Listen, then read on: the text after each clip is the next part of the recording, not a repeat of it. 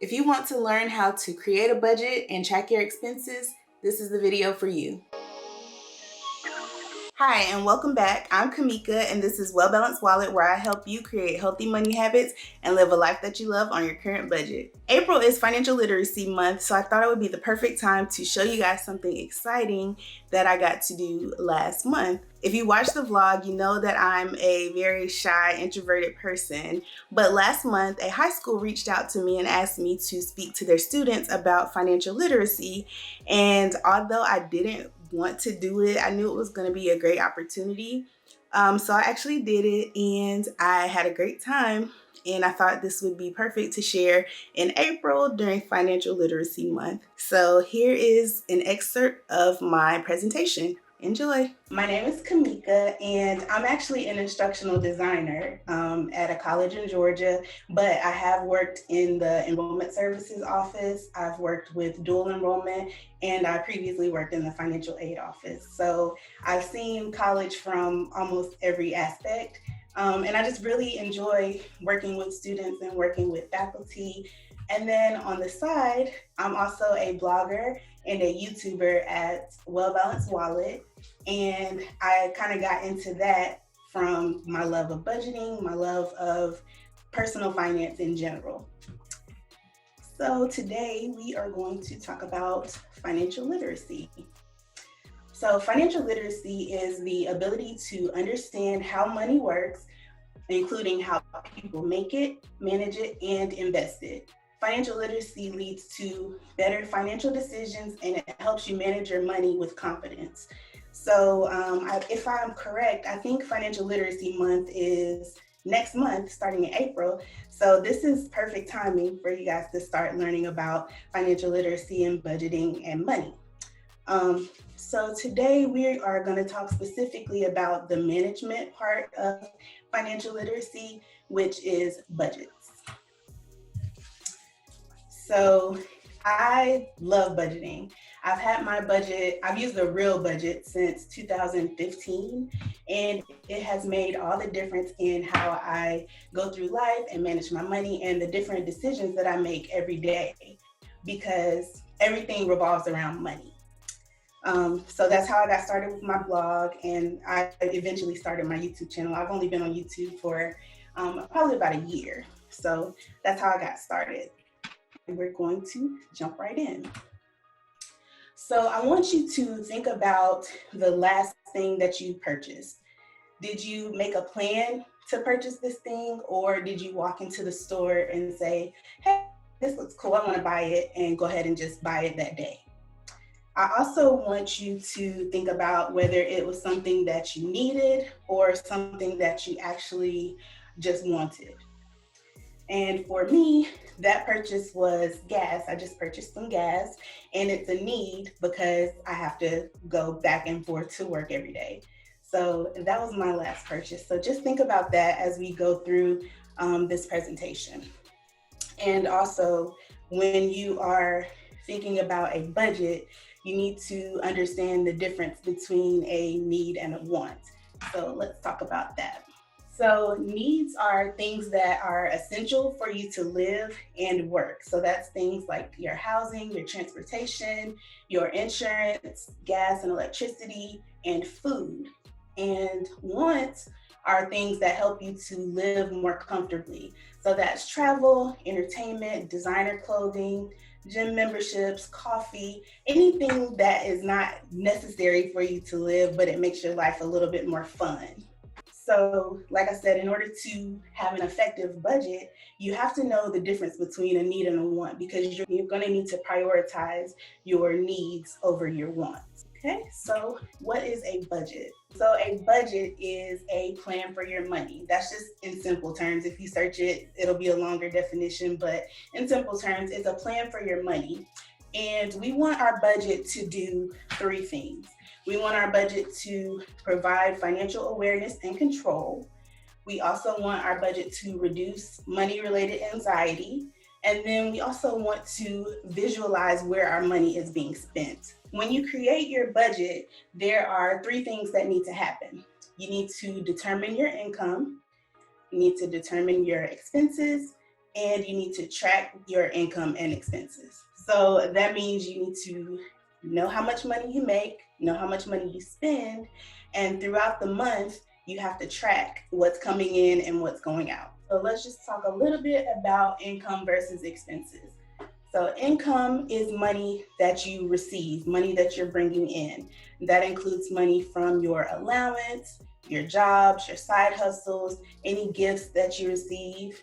And an expense is money that you spend. So that's money that goes out, your bills, your clothes, your food, or if you owe anyone money, that's considered an expense. Okay, so far we have talked about what budgets are, the difference between a need and a want, and we just talked about income and expenses. Here is our person. This is Nate. He is a high school junior and he works 15 hours per week at the mall. He makes about $600 per month. So as far as his income, he's going to make $600 per month. And we're going to read a little bit about his situation to see what his expenses are. So he lives with his parents. So that means that he doesn't have rent, utility, or food expenses. And his older brother owns a car, lets him borrow that car to drive to work every month. And when he's not driving that car, he takes the bus. And Nate really wants to buy a car for himself, so he puts any leftover money towards savings. Nate also pays for his cell phone bill, his personal expenses, such as going to the movies and buying video games, and he also pays for any gifts that he purchases for any of his family members or friends. So to keep everything simple, we're gonna pretend like Nate gets paid on the 1st. So when Nate gets his paycheck, it is $600. And within that $600, he just told us what he needs to do. So he needs to pay his cell phone bill. He needs to pay the $50 to his brother to use the car every month. When he's not with his brother, or when he's not using the car, his brother's car, he needs to pay for public transportation because he said he takes the bus. He also wants to include personal shopping, entertainment, occasional spending, which is gifts and repairs and miscellaneous items. And then he also wants to save for a car. So this is what Nate's budget is going to include, because those are the things that are important to him as far as his income and his expenses. So let's see how Nate budgets his money. Your budget is a plan for your money. So in this budgeted category right here, this is what Nate plans to spend throughout the month. So he plans to spend $75 for his cell phone. He plans to pay his brother the $50 to use his car. Public transportation is going to be $40. He has $175 for personal shopping. He has $65 for entertainment. And he has $95 for occasional spending, and he has put $100 to go towards his savings for a car. So in the available category, you can see that he has $600 available to spend on all of those things, and each line item is what he's going to spend it on. Let's move a little bit further in the month and see what Nate does. Okay, so today is March 5th. And we see that Nate has had some activity going on in his budget. So far, he has paid the $50 to his brother. He went shopping and bought some clothes. He spent $75 on that. And then his mom's birthday is coming up, so he spent $50 to buy her a birthday gift. So if you look in the budget, under the activity column, that's where all of his expenses came out. And then if you look in the available column, that money is no longer available for him to spend because he already spent it. And that's the beauty of a budget. So you know how much money you have and how much money is available for you to spend. So he started off with $600. So far, he has spent a total of $175, and he has $425 left. So let's go a little further in the month and see what happens, okay? Today is March 15th, and Nate has made some more transactions. So It looks like he paid his cell phone bill and it was $75. He paid for his public transportation, which is $40. And he went to the movies and he must have had popcorn. So that's $25. And if you look in the activity column again, you can see that there's more money coming out because that's the money that he spent. So he started off with $600. He spent $315 so far, and he has $285 left. So let's see what happens next. Ooh, so it's March 20th, and it's Nate's birthday. So his grandmother sends him a birthday card, and it has $125 in it. So now Nate has more money to budget. He can do anything that he wants to do with this money because it's available for him to divide between the categories. Okay, so let's see what Nate does. Nate saves for the car. So if you look at his saving for a car category, he has $225 there. That's the original $100 and then the $125 from his birthday card. And if you look in the available column, he still has money where he can go shopping. He still has money for entertainment. He still has money for occasional spending. And he has $225 going towards his car. So in the month of March, Nate spent $315. And at this moment, he has $410 left that he can spend. Now, I do want to point out that when you make a budget, it's flexible. So even though he said he wanted $175 in the personal shopping category, if he goes throughout the month and he says, oh, I don't think I want to spend that much on clothing, he can move that money around.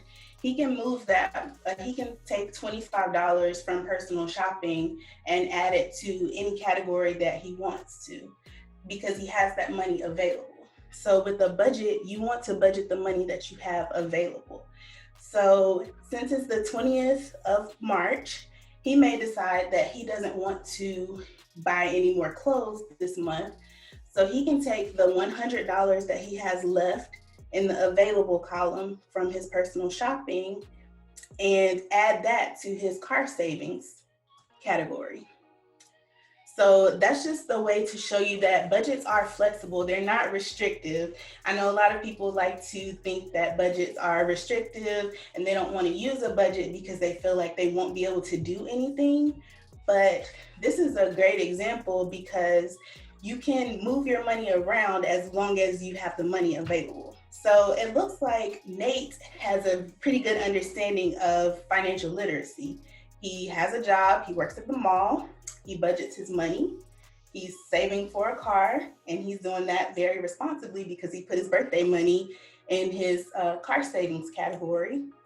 And he bought some clothes, he bought his mom a birthday gift, and he went to the movies, and he still has $410 in his checking account. So Nate is being very responsible. So his budget is helping him to stay on track and not spend more money than he has in his bank account. And that's the goal. I hope you enjoyed that presentation. It was very fun for me to make, and I actually enjoyed speaking to the students. There was a Q&A portion at the end of the presentation, but the students asked some really good questions. So I figured I would film a Q&A video towards the end of April to answer those questions for everyone. So that's all for this video. Be sure to give it a like, subscribe, and click the link on your screen right now for more Well Balanced Wallet content. See you there.